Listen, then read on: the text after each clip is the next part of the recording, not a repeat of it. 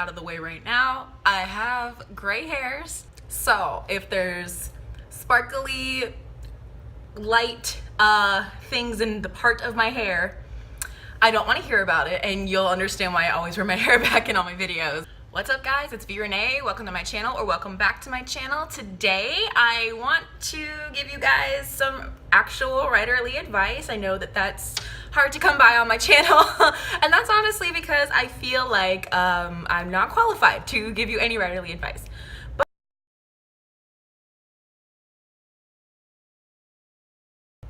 I don't know if you guys just saw my face, the shadow on that door back there. I thought the door was opening slowly and I'm home by myself and I thought I was about to get murdered on camera. But anyways, today I wanted to talk to you guys about something that I get a lot of questions on. I actually did a blog on this last year. And not too much has changed with this, but I wanted to talk to you guys today about my time management tips and give you some pointers that might help you if you're anything like me.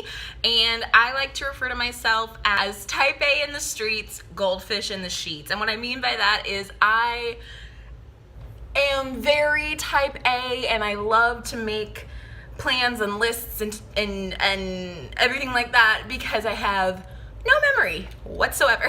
Like, it's really so bad that I wonder if I had some unresolved traumatic brain injury as a child, which combined with my penchant for bedwetting as a child would put me square in the potential serial killer realm. Google it if you don't know what the serial killer trifecta is. I'm 2 out of 3, but I digress. So in order to write books and balance everything else in your life, in my opinion, you need 3 very important things, and those are concrete goals, dedication, and commitment. And while those last 2 might sound like basically the same thing, you're gonna realize they are not. So tip number 1 to manage your time and write books while you're living a normal muggle life is concrete goals. Like, what do you actually want to do? And no, writing a book is not a concrete goal, because I'll tell you this, I was trying to write a book at the age of 13 years old. I've been trying to write a book for 11 years. And last year I finally did what people consider writing a book. That's not the point. You want to have specific, time sensitive, if you can help it, goals. And if you're like me, that means writing a lot of stuff down. That means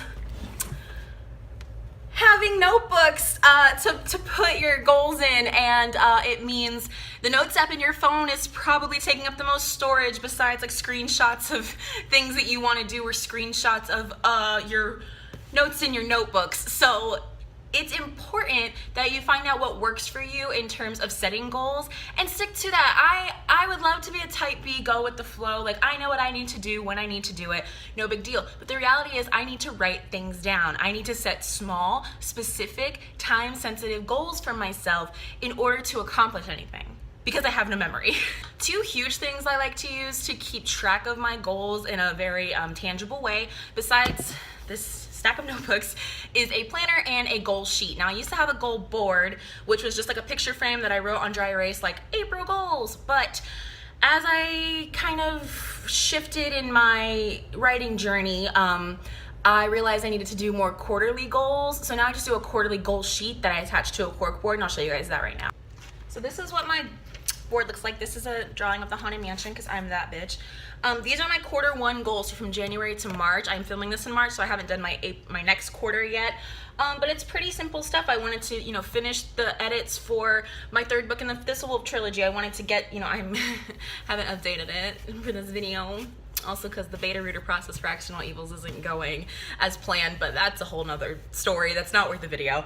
I wanted to do daily yoga, and then that kind of changed a little bit, but I wanted to kind of get things done, and I need to write them down right here. It sits right here next to my computer so that I can see them every single day. And part of setting goals was also realizing that, like, if I don't hit the goal exactly, that I'm not a total fucking failure, because I know a lot of us are perfectionists, and if we don't do something exactly the way that we wanted to, that it doesn't matter what we did, because we didn't do exactly what we set out to do, so we hate ourselves, and you gotta stop that.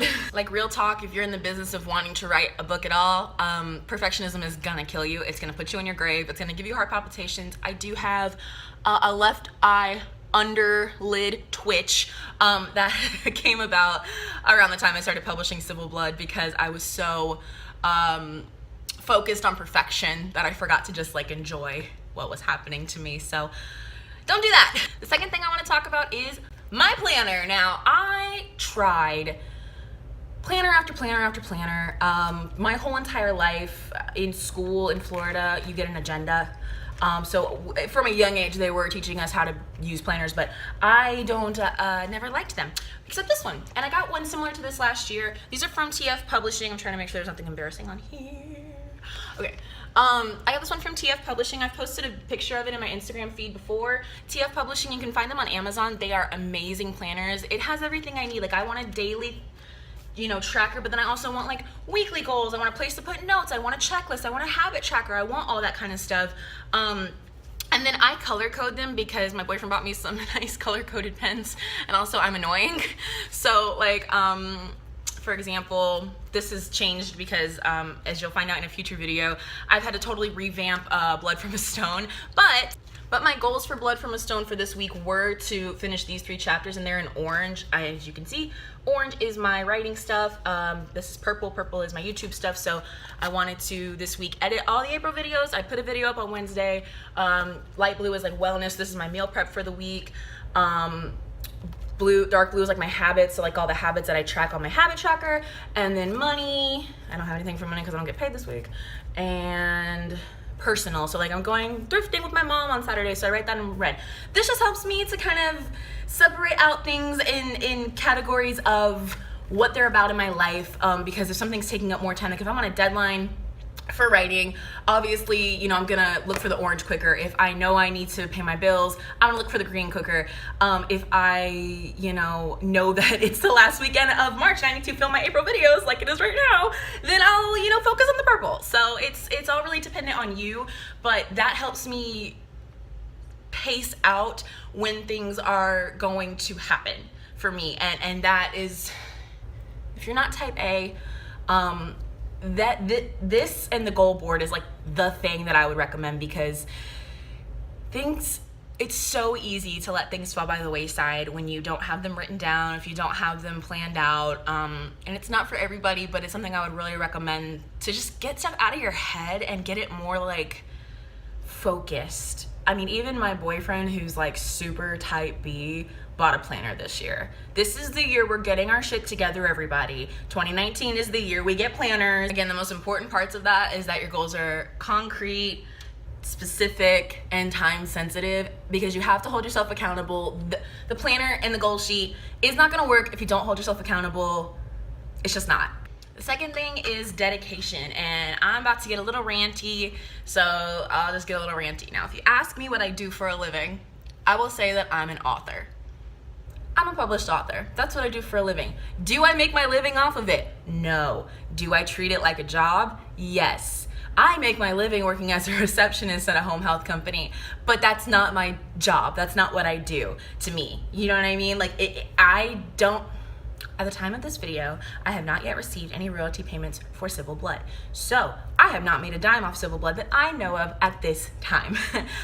Does that mean that I don't treat it as seriously as my real job? Absolutely not. I treat writing like my job, even though I'm not technically yet being paid for it.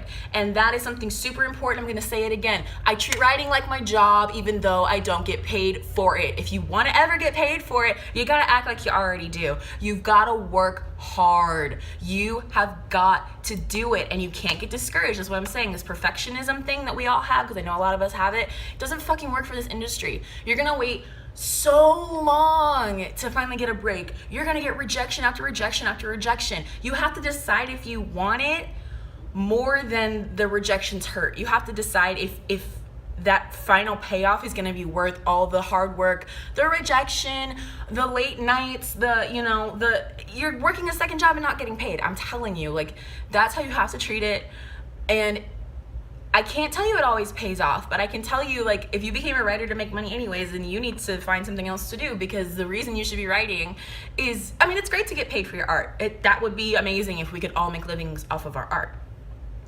But you should write because you have a story inside you that you can't live without telling, basically. Like, my stories, that's why I got all these I can't even pick them all up. All these notebooks, I gotta write stuff down, because there are so many stories in my head that I can't do anything else unless I write them down, unless I get them out. And that's why I'm a writer. So the dedication comes from continuing to work at something that's not sprouting or fruiting yet.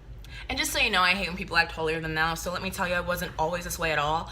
A couple of years ago, I used to write on Microsoft Word with a zip drive. I don't know if you know what those are. A little thing you plug in, like a USB drive. And I hadn't written in about 4 months, and I went to plug it in, and all of my stuff was corrupted and gone. And that was all of Civil Blood. That was most of the second book. That was some of the third and fourth book, because back then, like 2 or 3 years ago, it was 4 books. And all the poems and songs I'd written since high school, and all the, you know, all the little stories I'd worked on, and it was all gone. So that's when I realized that I wasn't taking this seriously, and when I realized the heartbreak that came with losing all of it, it made me realize, like, wow, if all this was gone tomorrow, I wouldn't know who I am. That means I need to take this seriously, because clearly it means a lot more to me than I'm giving it. You know, that it means more to me than the effort I'm putting into it. So I got on Google Drive, and I, you know, ever since then, that was probably end of 2016, beginning of 2017. Yeah, that's when I really decided that this was what I wanted to do.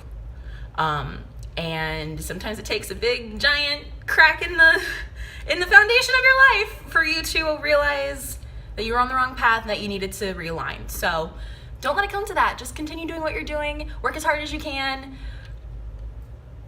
That's my time management tip. I don't know. I gotta title this video something else. The final time management tip I have today, or whatever the hell I'm calling this video now, is commitment. And you would think commitment and dedication are the same thing. They are not. I am dedicated to my stories because I love them, but I am committed to my stories because I want to make a living out of them.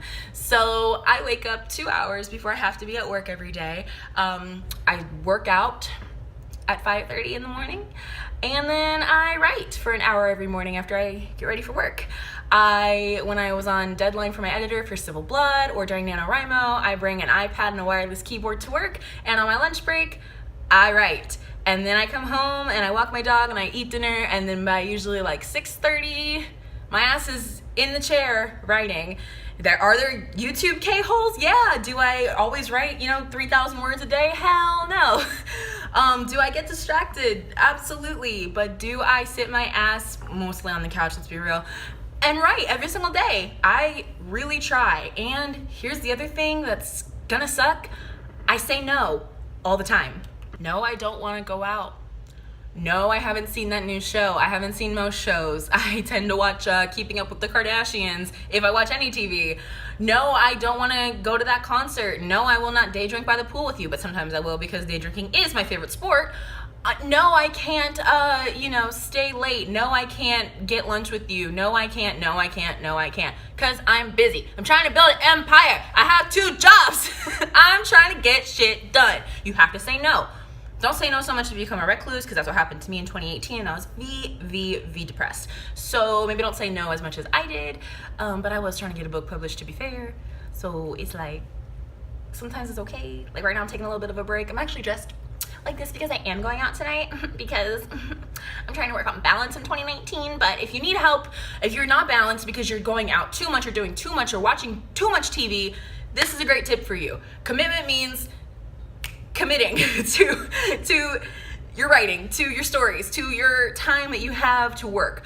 If you focus on these 3 tips and have concrete, specific, time-sensitive goals, dedication, and commitment, I really feel like you would be making the most of your time. That's what's really helped me make the most of my time. Use a planner, say no, have goals, and hold yourself accountable with those goals. And I think that's going to be the best way for you to see a lot more growth and progress in your WIP, in your, series, and whatever it is that you're trying to do. Take advantage of all of the resources around you. There are other great time management videos by other author tubers. I'm sure they'll pop up in the recommended if I title this time management, but honestly, I don't know if these were time management tips or just like how to function in life tips. Are those the same thing? We'll find out. Anyways, that completes this video. I make new videos every Wednesday. I'll see you guys next Wednesday. Goodbye.